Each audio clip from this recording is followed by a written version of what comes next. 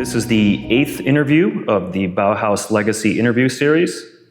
It is Monday, February 9th, 2026, and we are here at the Harvard Art Museums at 32 Quincy Street in Cambridge, Mass. So let's begin with an introduction. What is your name? My name is Lynette Roth. And what is your profession? I am an art historian and a curator. Okay, where do you work? I work here at the wonderful Harvard Art Museums. My official title is Daimler Curator of the Busch-Reisinger Museum. Okay, and what are your responsibilities as a curator? Well, as the curator of the Busch-Reisinger Museum, I oversee the whole of that museum's collection. So the Harvard Art Museums are 3 museums in one, the 3 art museums at Harvard University. And the Busch-Reisinger Museum is one of those constituent museums. And it has a very unique history, which we can talk more about. Its unique history basically means that it focuses on the art of Central and Northern Europe, primarily German-speaking countries, but it does that from the Middle Ages to the present day. So it's actually the only museum in North America that has that focus for the study and research of Central and Northern Europe. And what does a typical day of work look like for you? Oh, it's many different things at once. Kind of constantly, I feel like there are often days where I go home and I think, what did I actually do? Because it's a combination of correspondence, a lot of email, if I'm lucky, some research, some scholarly exchange, teaching with the collections, and also here in the museum, in our galleries or in our art study center. A lot of meetings, just like anywhere else. And the core of the work, as I see it, is really the collection and everything that we can do with the collection, including teaching, research, scholarship, but also the caring for that collection. So the work I do with our conservators, with our installers, right? There might be a day where we're actually reinstalling the galleries, we're lending an artwork out for loan, we have to change things around. So the wonderful thing about it is it's a really close, hands-on work with the artworks that are in our care. And do you have the responsibility of acquiring new artworks, of locating them, bringing them in? I do, yeah, and that's a lot of fun as well. And I think that's also the important part of being a curator who cares for a collection is both, looking to the past, thinking about how the museum's collection has evolved over time, and also how it will continue to evolve, today and into the future. So it's especially for the Busch-Reisinger Museum, because it has a very specific focus. It means kind of really sort of thinking anew for our current moment. What does it mean to have a museum that has a focus like the one that we have? Okay, can you talk a little bit about your educational background and how you ended up in this line of work? Yes, so I first actually studied German and German languages and literature, and only sort of when I was going back to graduate school for my PhD did I focus primarily on the history of art. And so bringing those 2 fields together, German language was something that I was very comfortable in, German history, literature, film, and then becoming an art historian really allowed me to keep a lot of that focus, but then narrow in on my eventual desire to become a curator. And the Busch-Reisinger Museum at Harvard was really, from the time I was a graduate student, my dream job. Because it unites, obviously, the museum work, the academic work here at the university, and then also my specialization, which really is Germany, 20th and 21st century. So I really started out as a specialist actually for the interwar period, to the period that we'll be talking about today, primarily thinking about Walter Gropius. And the collection and the work at the museum has also pushed my own research in new directions. So it started with the language, really, and kind of just took off from there. So your undergraduate degree was in German language specifically? Was German language and literature, yeah. So I was a Germanist and also did an interdisciplinary degree, which included some art history, film, comparative literature. So it was really, I went to the University of Michigan. It was a degree that was really made to sort of allow you to explore all different fields within the liberal arts. And what sparked your interest in German language and culture to begin with? Was really the program that I went to at the University of Michigan. It's a very intensive living language program, and that really got me started. It was a difficult language to learn. I had some family background that we thought maybe was German, although the more I've learned about it, the less I think they were German. I think they were actually much more sort of from the very often shifting borderlands of Eastern Europe and what is now Germany. But yeah, so that sort of was really the language. And I just really enjoyed it. I was also pretty good at it, which always helps. And then the more I learned about the culture, I found Germany was in many ways at the center of so much of what happened in the 20th century, negatively, as of course we know, but also in very positive ways. And I think that really appealed to me as a student, that there was just, I felt so much that I could sort of learn about the world by thinking about Germany as a case study in a way.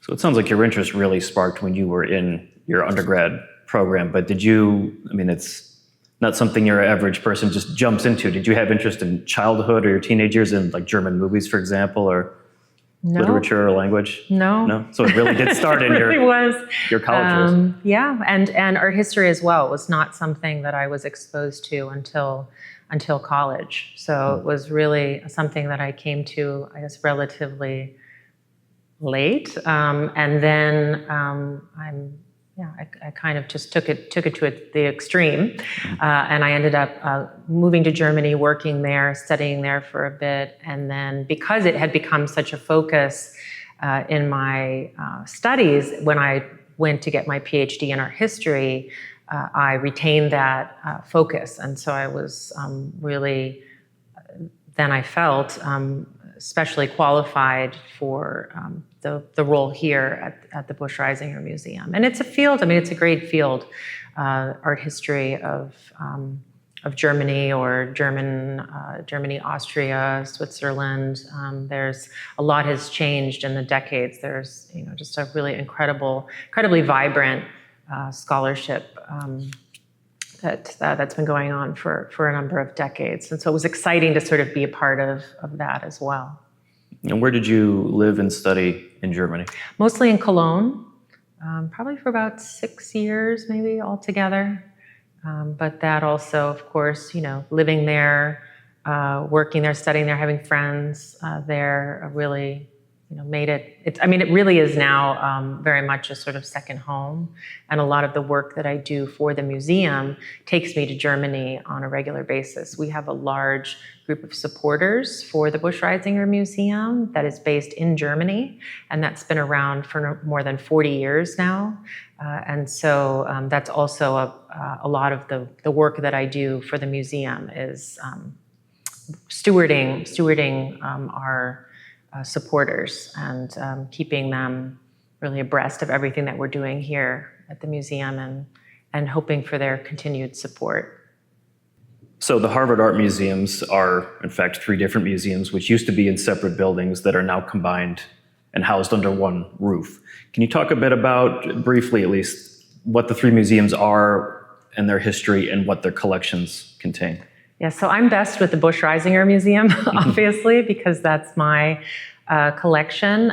But Harvard had 3 art museums that were distinct, and as you said, had their own buildings. And the Fog is the oldest of those. So when you enter the now Harvard Art Museums, you're actually entering from Harvard Yard. You're entering in what used to be the building of the Fog Museum, brick facade build. That building was built in the 1920s. So they were the first of the three museums already in the 19th century, and really collected, across the board.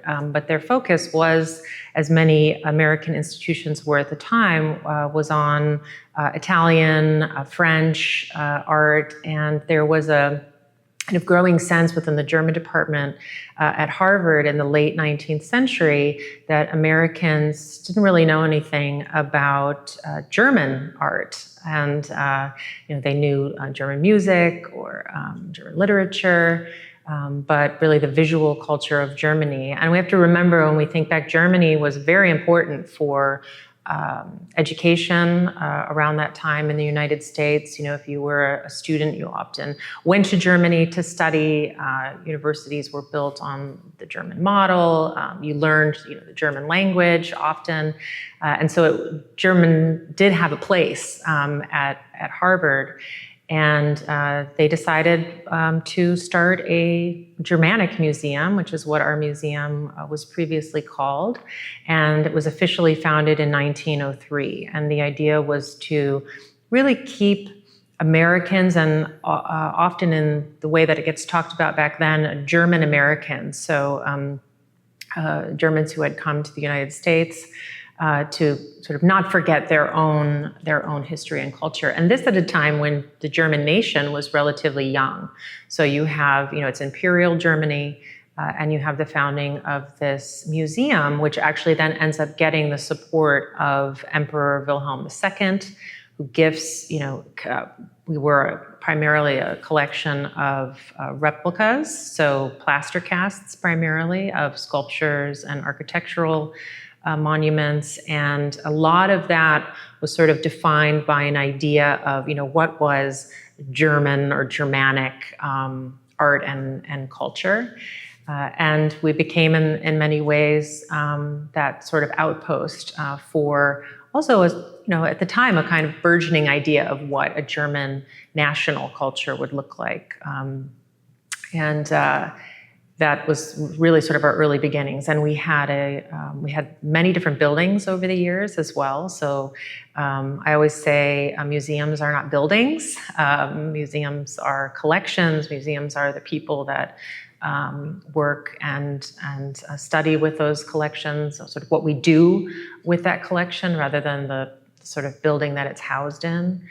But we had several different buildings, and one is actually still a part of the museums on Kirkland Street, just a few blocks away. You can visit Adelphus Busch Hall, and that is the historic home of the Busch-Reisinger Museum that still exists and still houses actually our kind of foundational collection of plaster casts. And then the Fog Museum, I believe in the 1980s, also sort of took its Asian and Mediterranean collections, and out of those were formed the Sackler Museum. And so that was the third of the art museums. And again, we all had sort of separate buildings, although administratively for quite a long time, certain things were shared at the museum. So sort of behind the scenes.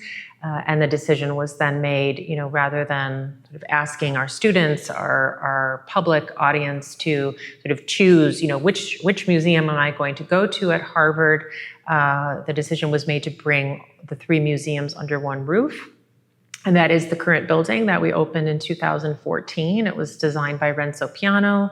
And it really has made so much possible for the collections, and also how they really are in dialogue with one another. So, I'm sure that we're now free to the public, free to anyone.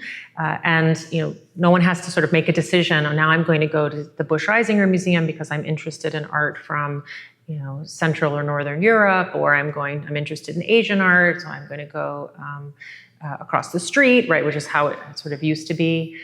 Instead, I'm going to come to the Harvard Art Museums, and and all of these collections are available. And we also work very closely together, the entire curatorial team. So I'm the only curator of the Busch-Reisinger, but the Fog was a much larger institution. And so, they have curators of specific media. I work very closely with my colleagues, and this situation allows us to really do that and teach. I mean, it's how we teach art history, right? We don't sort of break things down the way that institutions might have conceived of them when they were initially conceived.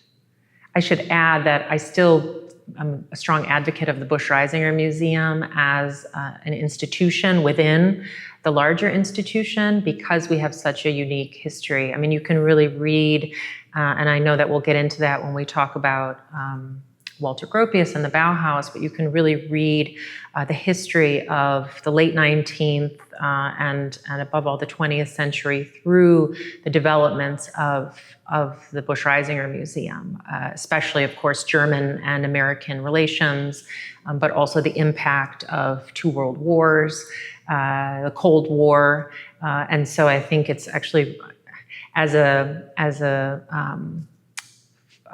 focus of study, the museum itself and its own history, what we call historiography, is also incredibly rich, and I think only has in more recent decades really begun to be kind of explored as a case study for how to think about how institutions are built, how identities are formed within those institutions, and how then those institutions also impact reception of art and artists and understandings of other cultures, sort of as we move beyond. I'm an advocate for actually thinking locally, even if I have a museum for European art, for thinking locally about how that collection was both built in the past, but also what can it do now to speak to our audiences, which are, very international, but also very young, the students at the university, local high schools,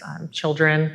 So what is it that this collection, how can this collection speak to them now in 2026? So roughly how many pieces are in the Busch-Reisinger Museum? So we have more than 50,000 objects in the collection, and for the Bauhaus, which is our subject today, we have counted about more than 30,000 that we would somehow connect to the Bauhaus. So this is also the thing, once you start to get into kind of data and sort of what sort of data lives, in the database, how do you catalog things? Of course, you have to sort of make decisions about how to categorize different movements or different schools. And so we decided when we think about the Bauhaus, it's really sort of anyone who taught at the school, studied at the school, so it's quite expansive. So we have, for example, not just the Walter Gropius archive, but we also have the Lionel Feininger archive. We have the Otti Berger, the largest collection of textile samples by the weaver Otti Berger, in the thousands, right? So I think 1,100 samples by Otti Berger. We have 5,000 Lionel Feininger sketches alone, right? So the numbers, of course, increase based on just those three figures. But again, 50,000 objects is everything from the Middle Ages to literally art that was made last year. So when you sort of break it down across that and think also about collections of photographs, photographic negatives, Lionel Feininger, we have thousands of those as well. So it's not quite as big as it sounds. Often the question is, well, but you only show, just a handful of those works of art, and that's, I think, always true with every museum.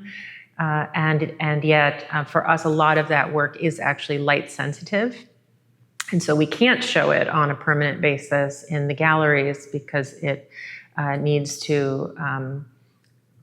We can't show it in the galleries for an extended period of time because of the light exposure can actually detrimentally affect the work of art, fade.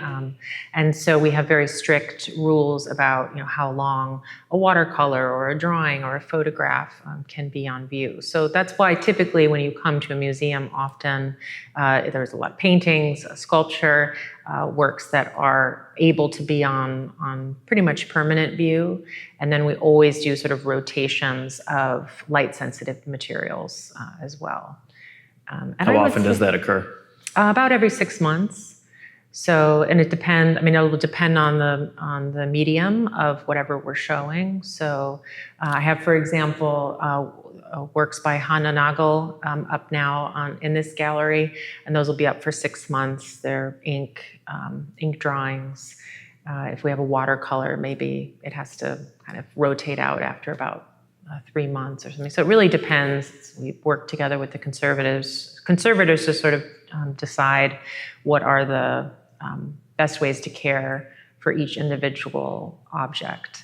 And I would say that the special exhibitions that we've done over the years are also largely they're inspired by and they're largely drawing on the collection.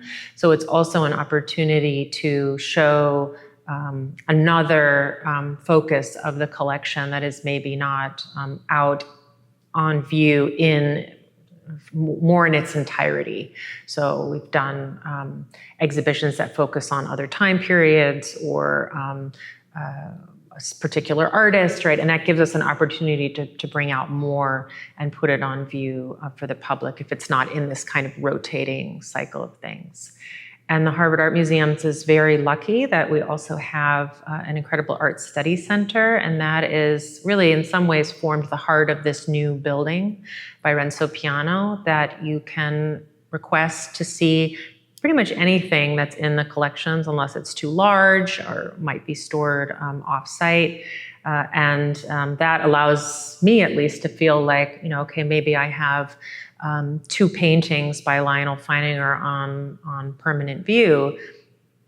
Maybe I do a rotation of works by Feininger in the gallery every now and again, but the collection is actually accessible and available for teaching, or it's shown in a special exhibition. We had a great show last fall called Sketch, Shade, and Smudge, which drew from drawings collections of both the Fogg and the Busch-Reisinger and showed a lot of drawings that I hadn't actually incorporated recently into these galleries as well. So there's a lot of there's a lot that we can work with, and a lot of things though that people also expect to see when they come. And so those are, our sort of icons. It's actually very difficult to not have those on view. If people make an extra trip, and they want to see, the light prop by Moholy-Nagy, then, that's always on view. But I was going to say, this is your responsibility then to choose what is on exhibit. Is that up to you? Yeah. And that must be difficult being such a fan and a scholar of the subject matter, that you have that many pieces and only a tiny percentage can be. It is. We always say curators would always love to have more space, and then there's something to be said about having to sort of focus it in. And this installation has been more or less the same, I'd say, for about a decade. So we are hoping. We have a lot of new curators on the staff, hoping to maybe also approach a reinstallation of the museum that might allow us to sort of change where certain points of emphasis are. But for the Busch-Reisinger Museum, the Bauhaus, Expressionism, our medieval collections, these are really core parts of the collection that will always have an important place in the galleries. So but it's very difficult, and someone else would do it completely differently. So, and people tell me how they would do it, and I say that's great. So I think that's really one of the fun parts. Well, so let's talk a little bit about the art. Bauhaus has, I think, a style associated with it. But do you think there really is such a thing as Bauhaus art as a distinct style? Or is it better thought of as, because really the different artists that were there are all pretty unique. Kandinsky and Paul Klee, for example, are very different styles. Is there a Bauhaus style that can be defined, or is it more a unique collection of artists who happen to be working under one roof with the same philosophy? I think that's a great question, because I think if you say Bauhaus, I think a lot of people think primarily of Bauhaus design. And even then they think maybe of a few kind of iconic artists, designers. I think, in some ways we're so accustomed to kind of modern design that really is so inspired and coming out of the Bauhaus that I think we all sort of feel like, oh, well, this is something that we're familiar with. And it really was, as you say, it was quite a broad range of artists that were teaching and also studying at the Bauhaus. They were also politically coming from very different places.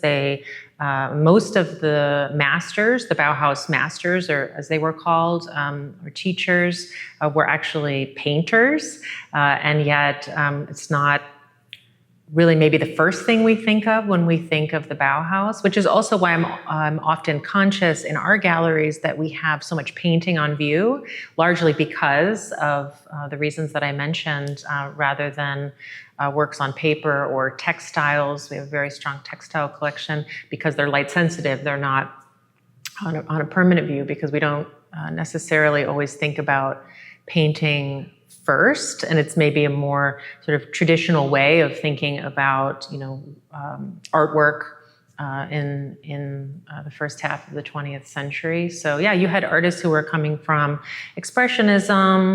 You had artists who were had dabbled in all kinds of different things. Constructivism, right, is playing a large role. And just a sort of general interest in many in a kind of geometric abstraction. Cubism is making itself seen, right? And I think also as art historians,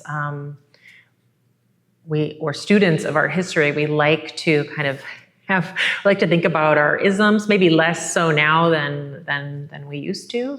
And I think in the Bauhaus, by bringing all of these very different artists together under much more sort of common idea, right, and a pedagogy and an emphasis on how one teaches young, aspiring artists, designers, architects, weavers, metal workers, right? So it was, in some ways, the idea was always to think across media, and so even if a master was primarily working in painting or printmaking, they may also have dabbled in photography even before there was a workshop. So I think that sort of dynamic quality is really what made the Bauhaus what it is, and I think why it continues to fascinate us today, because you can kind of always kind of go even further and dig in even more and discover also,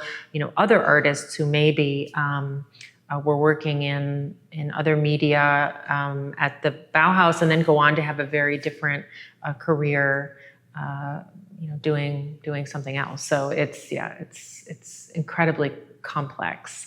And that's also how we get to our 30,000 objects, or more than 30,000 objects in the collection that relate to the Bauhaus. Because where do you draw the line? If someone was sort of teaching there for a certain amount of time, but then they go on, I'm sitting in front of Moholy-Nagy, right? He goes on to develop a lot of these ideas after he was at the Bauhaus, right? But a lot of those interactions, discussions, debates, things that were happening while he was at the Bauhaus impacted that trajectory. So that's a very long answer to your question. Basically, you're right.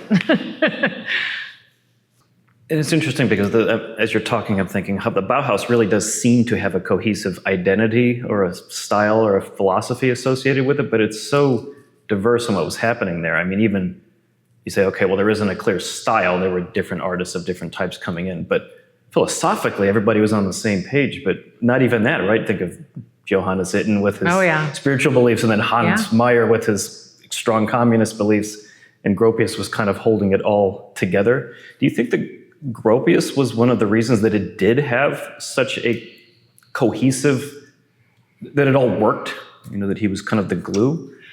I think for the time that he was director, surely. And then the question is, well, what does it mean to sort of hold it all together? I mean, if you have a lot of strong personalities, you have a lot of people also coming and going, you have guests coming to lecture, you have students, in some ways, sometimes teaching the teachers. I mean, in some ways, I think, at least the way that I understand it, is Gropius in some ways created the infrastructure, the sort of container of an idea for this, and even himself, as we know, shifted the focus, by 1922 to be, more about art and industry, and sort of the idea of moving into the world and kind of impacting. I mean, the vision was huge.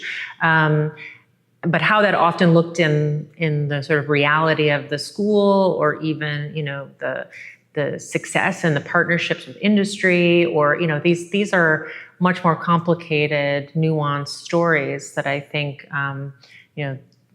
isn't there always, there's sort of a vision, and then there's sort of, the reality. I mean, we work a lot now in the field on the women artists of the Bauhaus. There's been incredible scholarship really dedicated to the women. And if you look at the scholarship from the 1970s, maybe you'll find reference to a few of the women, especially if they ended up being a master, like Mariana Brandt in the metal workshop or something, but so many others who went sort of unnamed, unmentioned. And so what the Bauhaus looks like, I think, is also constantly changing as time changes, and also perhaps as we get even further away from, from the time of its, I mean, we celebrated already, 7 years ago, the 100th year anniversary. I mean, so we're, and the field of art history has changed, the way that we think about, I think, what makes someone a defining, artist of the Bauhaus, I think has changed drastically as well. So I think like our Bauhaus today is very different than when the Busch-Reisinger did an exhibition on the Bauhaus in 1971. You compare those two catalogs, they couldn't be more, well, in fact, it's literally some of the same artworks, but the focus really couldn't be more different. Do you have any particular favorite artists from the Bauhaus, if you had to name a couple? Well, I mean, I am partial. I am partial, I think, at this point, also based on the work here at the Harvard Art Museums, to Laszlo Moholy-Nagy, I think. We picked a good frame. Yes, you did. Yes, you did. Also, just spent a lot of time in the years that I've been at the museum, actually activating the light prop, one of his most significant works. And he's an artist where we have really some of these very different kind of core examples of the work. I'm now also, I'm very interested in some of those artists who were working, let's say, in photography, but sort of outside of maybe the way we even think about what Bauhaus photography looks like. So I recently acquired a work for the museum by an artist named Elsa Thiemann, and she was using cameraless photography at the Bauhaus to make wallpaper designs. So, it's this sort of intersection of, using the techniques and the technologies that were being taught, but then applying it in a sort of different way. And wallpaper design actually being something that we also have in the Busch-Reisinger Museum collections, and was actually one of the most profitable aspects of the Bauhaus. So not everything, the Wagenfeld lamp that we have here in the gallery, right, actually was too expensive to produce and wasn't on everyone's night table. But wallpaper and these other sort of everyday household items kind of did sort of bridge the divide in some ways to to the every man, every woman of the Weimar period. So Moholy-Nagy, and maybe some of the women artists, a lot of the weavers that we have in the Busch-Reisinger Museum, and yeah, I think it's kind of hard to choose, right? It's like asking your parents like who their favorite child was. You know, you can't really answer that, I guess. You mentioned a few times the female artist there, and I know Marianne Brandt is notable, especially for having become the master of the metal shop, which was a very kind of male-oriented, because I know a lot of the women did go to the weaving shop. I'm thinking Annie Albers, for example, and did some. Yeah, they were kind of funneled into the weaving. Yeah. And that's kind of where I'm going. Is then the Bauhaus was so progressive in just about every way. As far as gender equality, was it? Well, I mean, I think the jury is still out on that.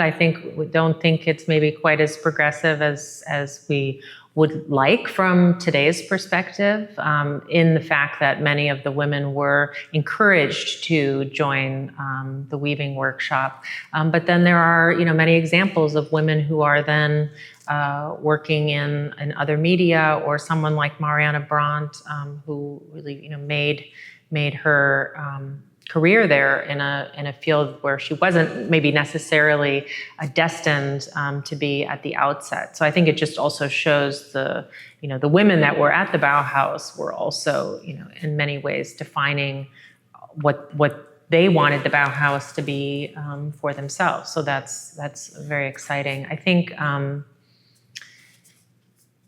progressive, it's always, 1919 in Germany, it was, when women were allowed to study at art academies at all. So you have a lot of women, who are starting to study at the sort of art academies, even in, painting, or I mentioned Hannah Nagel, who's on view in the gallery right now. She was then able to study drawing in Karlsruhe. So there is a sort of real surge of women who are maybe finally being given these opportunities, but it doesn't necessarily mean that their careers went the same way as their male colleagues. And that's actually, I think, a lot of the scholarship has dealt also with how many women of the period actually were sort of adjusting to these new realities and embracing new opportunities, and and often facing the backlash for that as well. So it wasn't all easy, I don't think. As you said, we need to consider that even if it's not up to our current standards, let's say this is 100 years ago. So it's amazing how progressive it was, and the time in general, the Weimar Republic era, how much was changing. Yeah, and I think that's for me, that's what makes the Bauhaus so important, and I think why it has the kind of staying power in both the public interest but also the scholarly interest, is that it really was this kind of moment in the Weimar Republic where you had even this idea, right, that you could have this school, and it was international. It was kind of pushing the boundaries of how one understood education, or media specificity, or and as we know that then in many ways comes to a halt in Germany with the onset of National Socialism, and the Bauhaus is sort of the perfect example for that, because of course it has those same dates, right? It sort of is. It starts in 1919 and it ends in 1933. So it's a lot of my work has actually been on how it's also much more complicated than that. So a project I did in 2018 called Inventur, Art in Germany 1943 to 55, actually looked at those artists who stayed in Nazi Germany during both the 30s and then all throughout the Second World War, as in some ways kind of a counter to what we could represent here in the Busch-Reisinger Museum, which are primarily the artist emigres, or the artists, who tragically, like Otti Berger, were murdered in Auschwitz. That there are also many artists who didn't leave Germany and stayed and continued in some ways to teach Bauhaus legacy, or after the Second World War, right, were the ones who then in Germany kind of begin to really make a case again for modern art, while many of their former colleagues, had long emigrated to the U.S. and other places. So again, it's like isms and dates. It's kind of, it's always, there's always more to it. So you mentioned isms. We're talking about styles, and the Bauhaus is so legendary and iconic, but there were a lot of different modernist movements happening around the same time. I'm thinking of, you mentioned constructivism, right, or Dadaism, which was also in the German-speaking world, or Futurism, or Die Stil, right, in the Netherlands. And correct me if I'm wrong, but I think all of those movements came a little, maybe just a year or two before the Bauhaus, or even further back. So I'm wondering kind of if you could talk about that narrative arc of these modern movements and how the Bauhaus fits into that timeline. Well, I think it's very much, it's coming out of the spirit of that. I know that in, one of the questions that you had been about the First World War. And I think, we see a shift towards what we now, consider to be modernism, already much earlier. I think, often sort of true abstraction, right, sort of complete abstraction.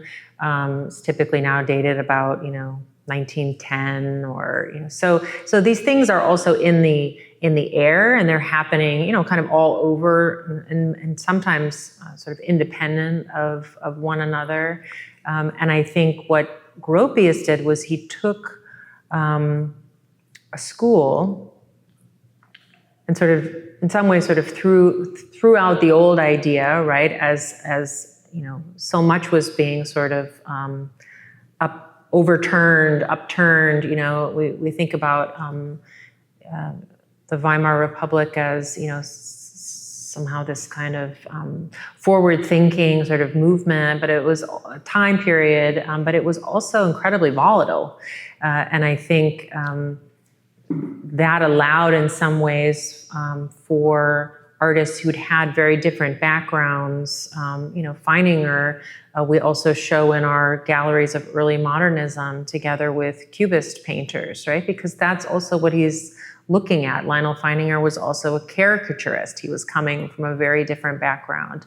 And I think that sort of coming together then with artists, specifically because it was artists who had very different trajectories up until that point, that maybe is what it made it such a hotbed for ideas and new ways of thinking about color and form and composition. And as we've talked about, sort of the intersection of different media and allowing, geometric abstraction that might have been in Moholy's paintings to impact exercises he's doing with his students and show up sort of later in the breakdown of what a lamp looks like, or so again, I think it's kind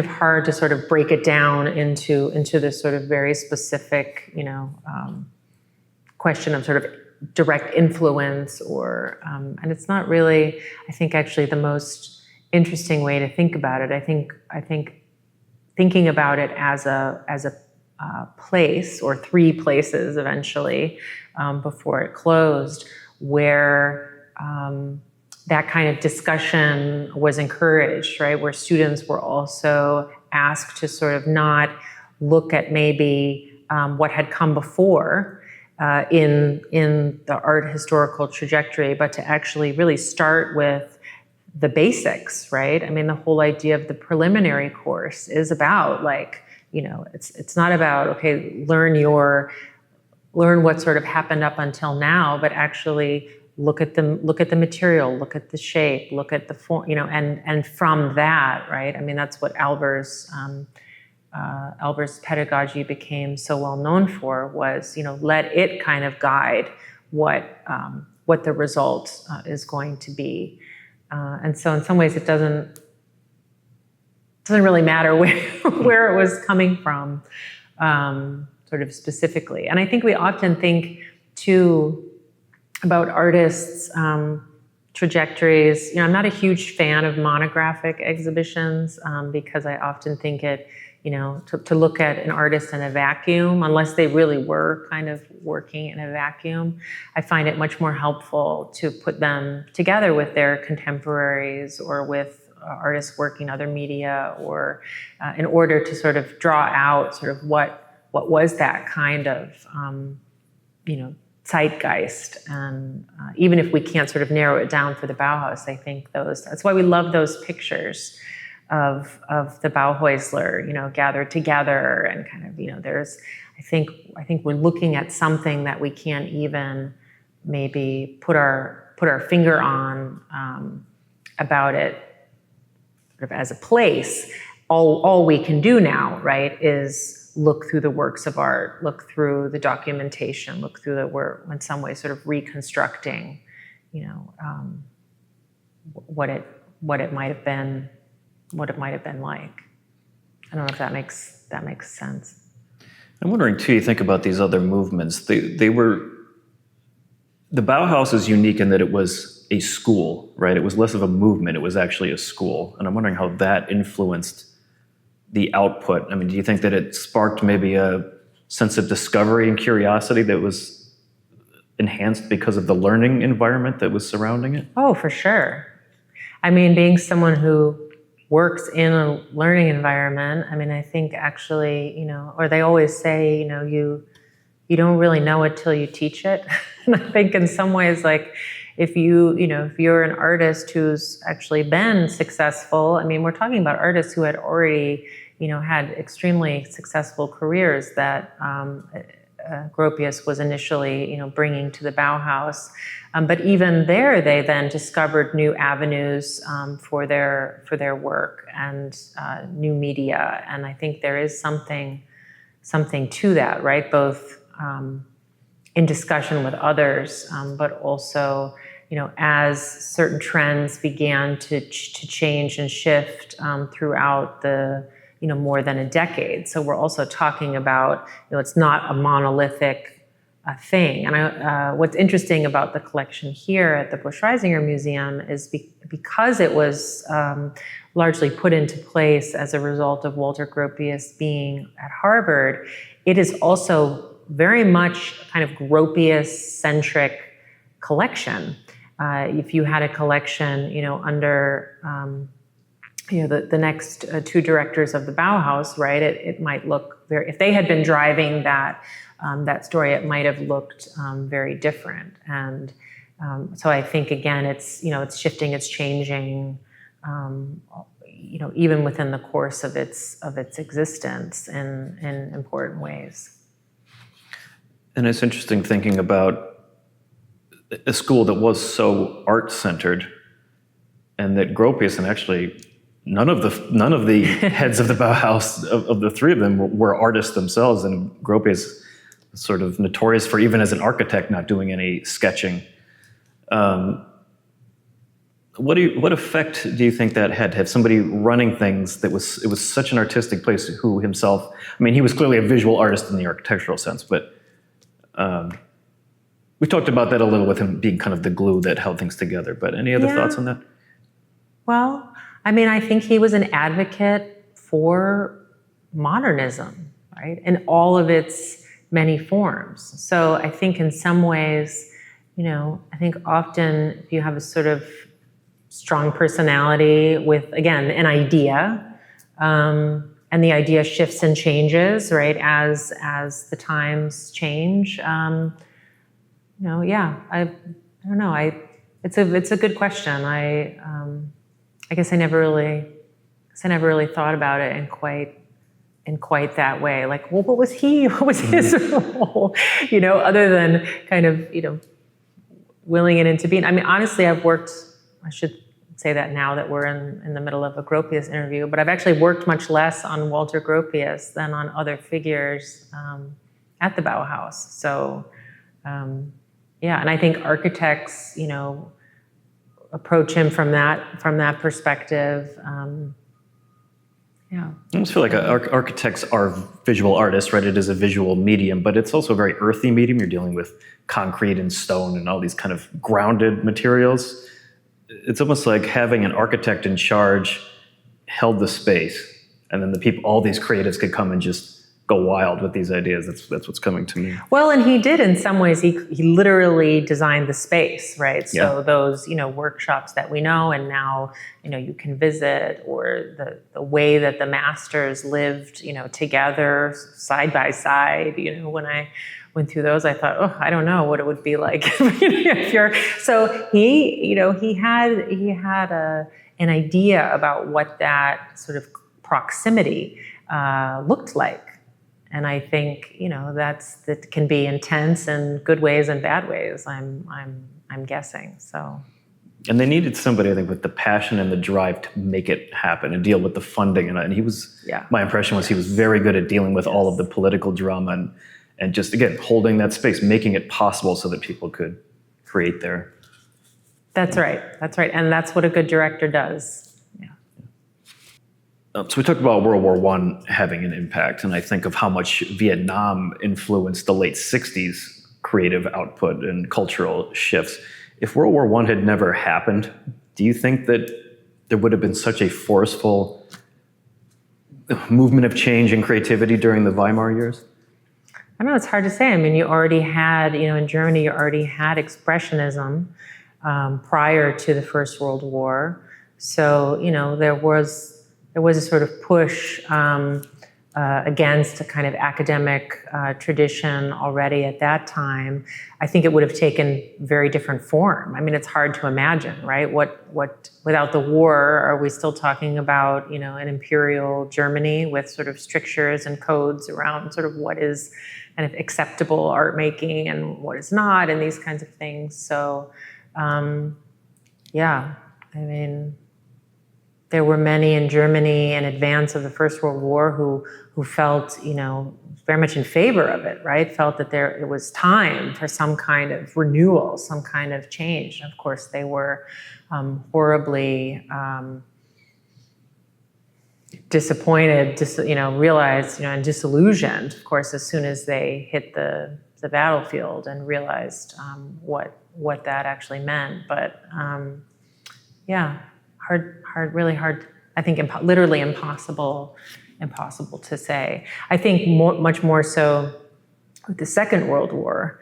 We already then had, in advance of that, a real vibrant arts, modern art and modern art scene in Germany, and I think that is obviously forever changed through the Nazi period, through the Holocaust, the Second World War, and so many of the artists that we lost, and that left either left Germany or didn't survive the war, the Holocaust. So that's, I think, and that's something that I think I have actually thought quite a bit about, right? That you can see sort of continuities there, but certainly. It was such a disruption for German art and culture as well. So, but you think about the Nazis holding these degenerate art exhibits, right? It's anybody who was in the modern movement was branded that way, and they tried to stamp it out. But ironically, I think, would you say that it actually, once the smoke cleared from the war? My impression is that modernism really became the norm in Germany of the 50s and 60s, right? Of the home decor, and it became much more mainstream. Do you think that obviously the Nazis' efforts failed, but in a way, did it help almost spread these ideas? Because it certainly resulted in people leaving and bringing those ideas around the world. Well, this is definitely true, and I think I think the sort of turn and acceptance of modernism in Germany after the Second World War was hard won. I think there were artists in the 40s who worked very hard actually to kind of reintroduce and reacquaint really a public that had been, indoctrinated, for years, right, against modern art. On the flip side, because of the defamation of modern art by the Nazis, it actually really contributed to the acceptance of it, of especially German art in the United States. So I think about that a lot because we as a museum really were able to kind of turn the story as a number of American institutions and curators and gallerists, dealers did to basically, sort of the 20s, there's a very fledgling interest in German art in the United States, and it's primarily fed by, German American directors, like at the Detroit Institute of Arts, or but it's small. It's certainly not at the level of the acceptance of French art, for example. And then as soon as it's sort of the art that Hitler hated, right, it becomes something much more interesting and much more sort of palatable to American audiences. And that's really when the Busch-Reisinger was already collecting Paul Klee and other artists like Otto Lindig, the ceramicist, at the museum already in the early 30s. So it didn't just come with the Nazi defamation of modern art, but it definitely drove the wider and broader acceptance of German art for the United States. So. And as we know now, many artists who were not keen on their work not being accepted by the Nazis, later rode that wave as well. So, that's a whole nother story. So Gropius, of course, advocated for a break away from the excessive ornamentation of prior styles, and his architecture certainly, and architecture of the Bauhaus itself, Mies van der Rohe, for example, right, certainly follows that highly pared down aesthetic. But I would, the art to me is a contrast to that, because certainly there's a lot of primary colors, there's some simple geometries, right? But the art is pretty vibrant and complex and inherently decorative in the sense of you put it on your wall. So do you see any contradiction between this getting away from ornamentation to the fact that it was an art school producing a lot of ornamented type artistic output? Well, I feel like we're getting though into like a sort of, what is decoration and what is sort of not. I think probably the best example that I can think of for sort of getting at what you're describing is a photograph in our collection that my colleague Laura Muir has worked on quite a bit, and it's a photo of Lucia Moholy's of, I believe it was actually her and Laszlo Moholy-Nagy's living room at in the master's houses at the Bauhaus, and she edits this photograph, prior to it being used to promote the Bauhaus architecture by taking out, the pillows that they had on their sofa, or even the light fixtures on the ceiling, right? So she's actually in some ways like editing out aspects of what actually was there in this, building designed by Gropius to actually, in some ways, and that's something that Laura has argued, sort of, kind of clean it up, to get back to these kinds of clean lines and this sort of, so even in the very homes, right, that Gropius designed, right, life happened, right? Life was there. People had some cushions on there, so this idea also that that anyone could sort of live maybe in the sort of strictness or the is again, it's an idea, it's an ideal, and I think in many ways, that was not necessarily something that many of the artists who worked there or produced there prescribed to in the same way. I mean, well, then why would you make wallpaper? And that's what they were producing, wallpaper. They were producing, so again, I think it's the danger of trying to distill it down to sort of one aesthetic or one idea. You're just going to end up with all kinds of contradictions. And I love the films they produce, right, to promote, the design and the architecture and it's fabulous, right? It's being marketed, right, in that way.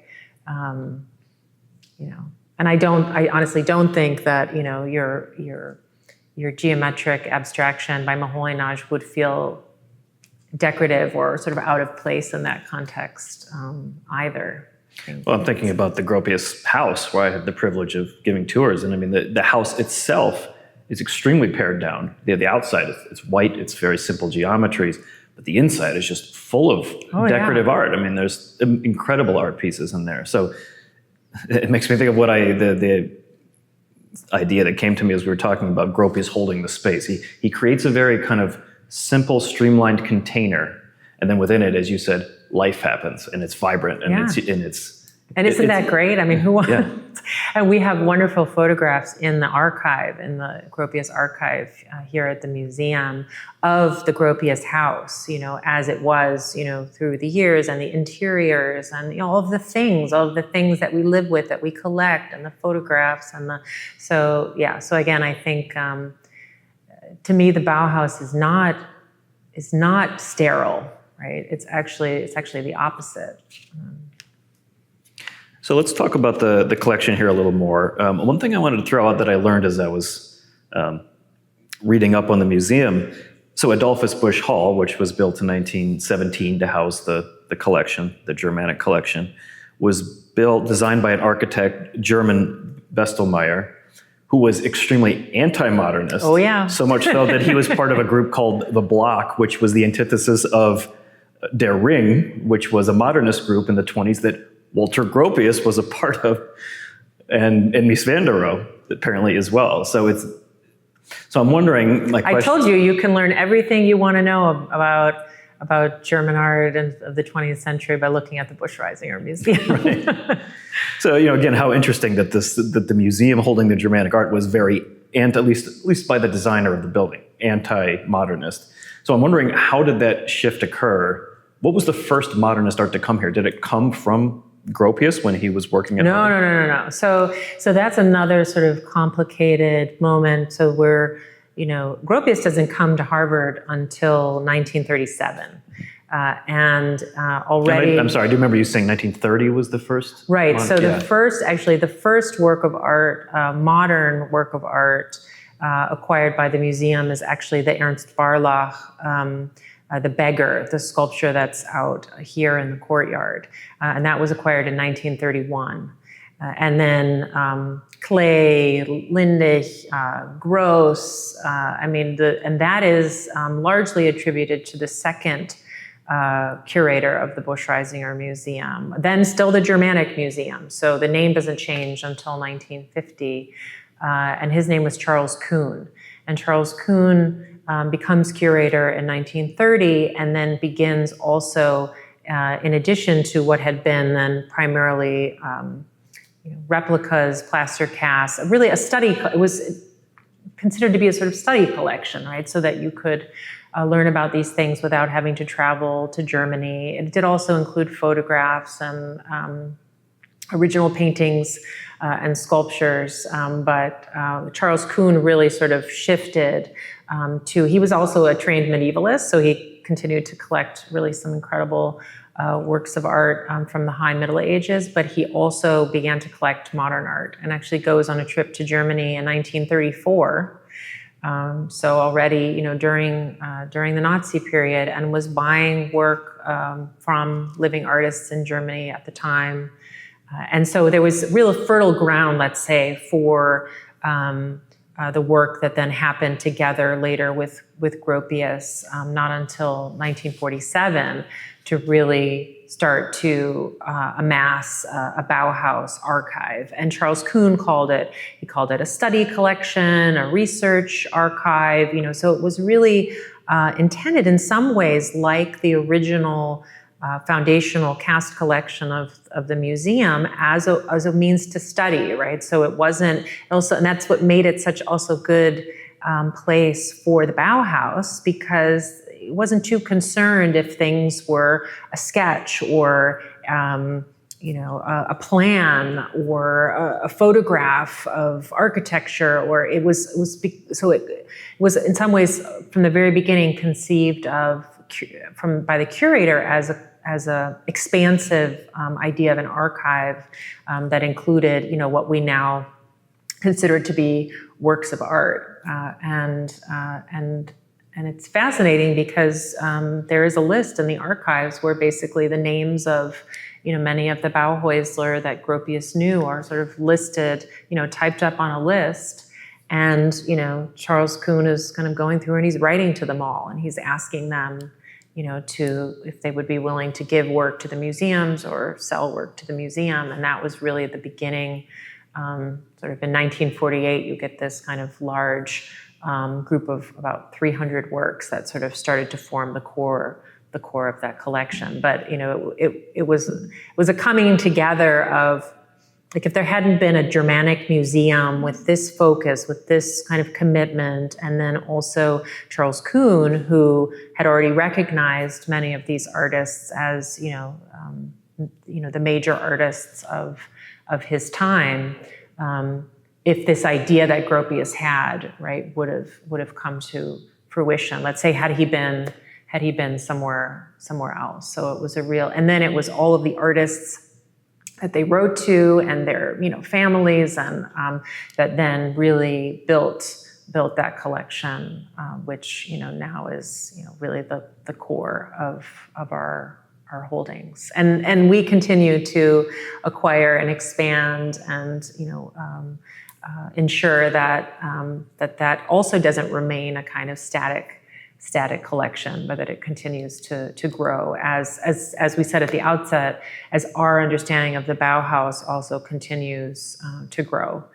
And so that's been one of the important things, is both promoting new scholarship on artists who've maybe been more overlooked, or really being open to thinking about what other directions that the collection could take to complement. But it sort of starts already in the early 30s with Kuhn, and then really gets that sort of push in the 40s with Walter Gropius, and then this Feininger, for example, Lionel Feininger, Gross Kromsdorff 3 was a gift in the 60s from his family, and so the light prop by Moholy-Nagy came from Sybil Moholy-Nagy after it had been on view at the new Bauhaus in Chicago for a number of years. So after Moholy-Nagy dies, right, Sybil Moholy-Nagy gives it to the museum. So there's so many makers of this collection,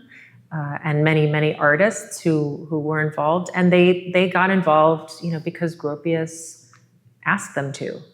And made that sort of happen. He was very concerned at the time about what's happening, right? What was happening after the war in Germany? How would his legacy, right, of the Bauhaus be preserved?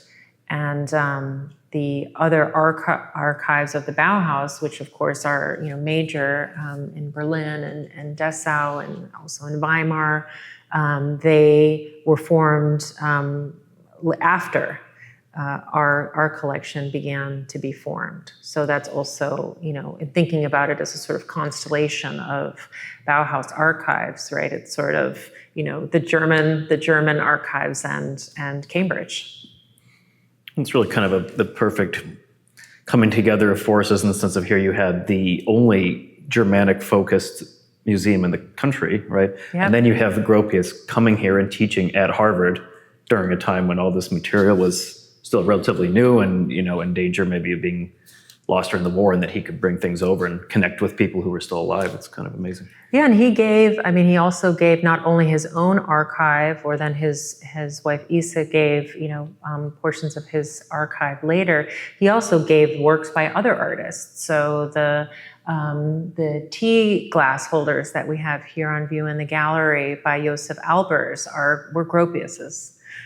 Or you have Annie Albers, selling her basically her thesis work, her textile to the museum, that has the watermark where, it had been used as to put a vase of flowers on it, right? So, I mean, there are things about this collection too that are so intimate, and show, I think, still this network, right, that we were talking about, right? Bring this coming together of people at this certain time, in this certain place, but then also kind of what happened to those artists, what happened to those ideas, how did they develop those ideas in their own careers beyond the Bauhaus, and then how did many of these objects come back together at this site and under this museum's care. I mean, I think it's really, it's super fascinating. And it's something that we focused on then in 2019 with the centennial of the founding of the Bauhaus. We said, well, we have such an incredible Bauhaus collection, we can't possibly show it all. It's always the first thing. We lent a lot of works to other museums for their centennial exhibitions. And we really decided to focus on sort of the story of how this collection came to be here, but also the stories that had maybe not been told before, and also how we use that in our teaching. And so the catalog actually came out after the exhibition was over. I'm just going to grab it for them. So it's actually out of print, so I'm not making a plug for it because you can't even buy it anymore.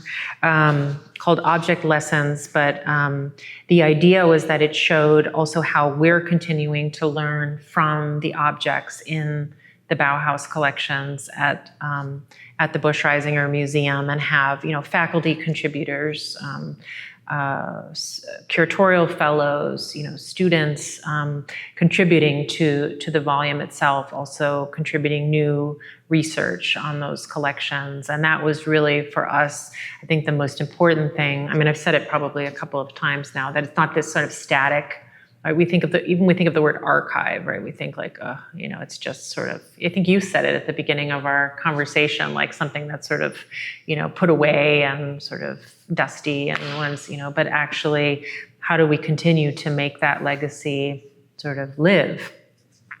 And that was sort of the goal of the exhibition. And before that, we had a curatorial fellow who designed a special collections website. So actually, if you go to the website of the Harvard Art Museums, you can be introduced to the whole history of the Bauhaus at Harvard, and then also kind of have a searchable tool so that you can search those to make basically those 30,000 plus objects and give them some kind of sense, because we also wanted to encourage people to look not just for the names maybe that they know, but this sort of allows them to sort of search the collections as a whole, and hopefully find new avenues for study. There's also a map of like the Boston area and all of the kind of Bauhaus related sites, including the Gropius house in Lincoln,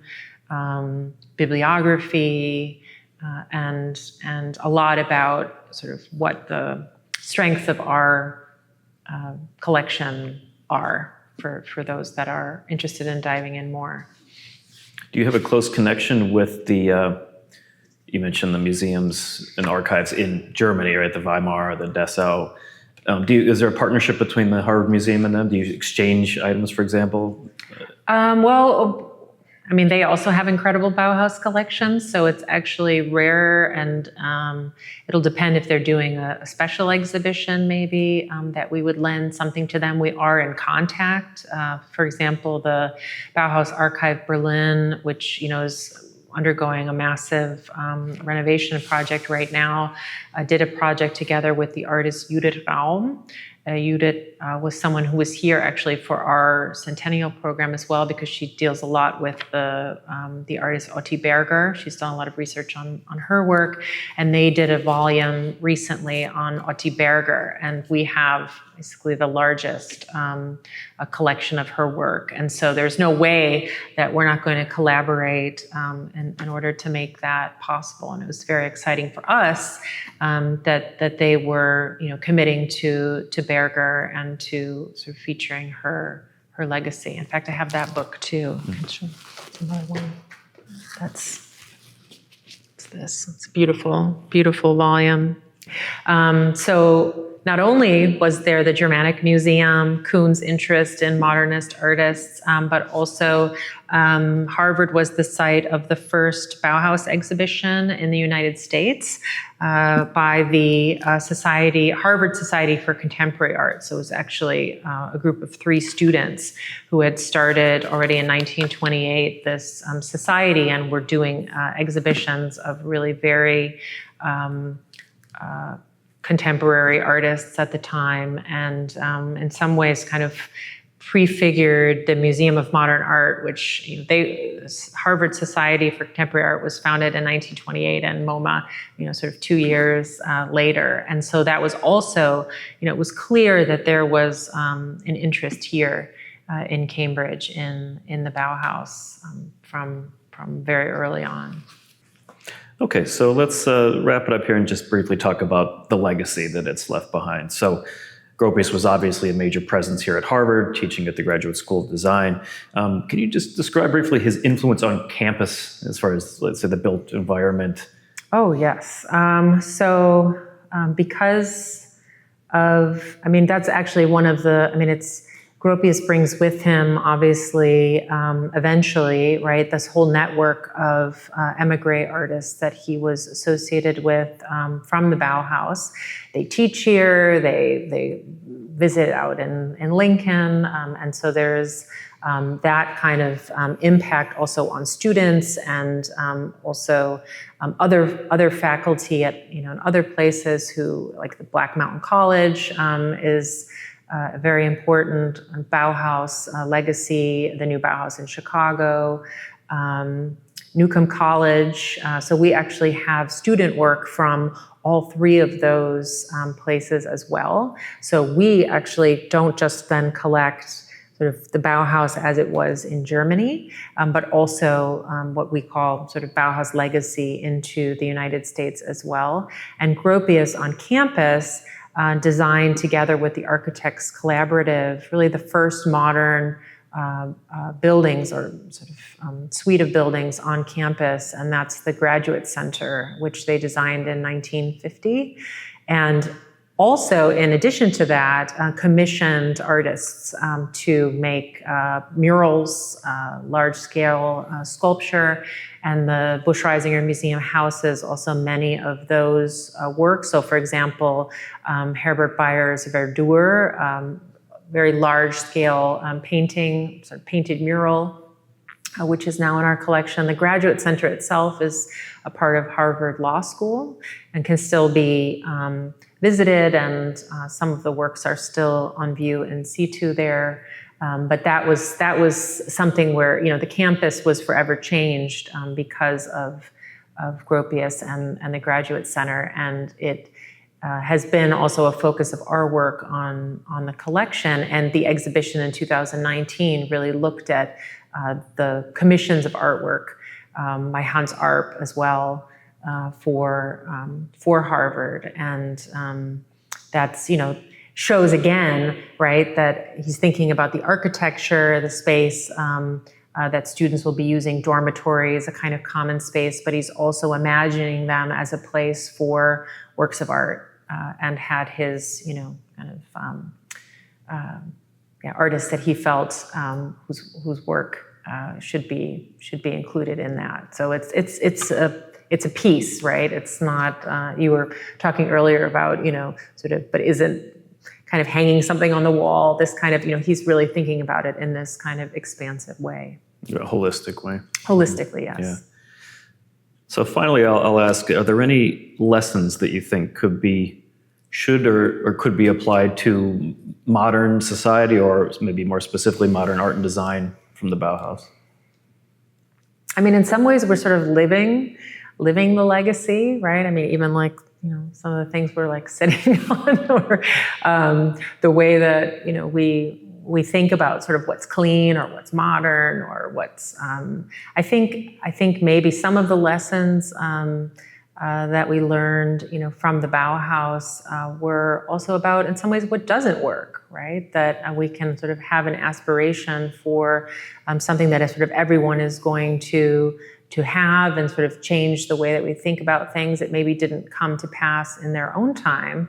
But, I mean, look at IKEA. I mean, what we sort of think of as clean and modern, this is all coming from that place. And I think as far as like a lesson, I mean, I love that Laura Muir decided to call our book Object Lessons, because I do think that returning to the objects, to the works of art, to the design, to the architecture, I think it's, in some ways, it is a very hopeful moment, and it is a moment that sought, I think, to think internationally, certainly transnationally at the time, and I think that's something that we should keep in mind, right? Rather than these kind of isms and the breakdowns, the nation state, and I think, we find ourselves in difficult times, and sometimes, the best thing to do is kind of bring young minds, and also,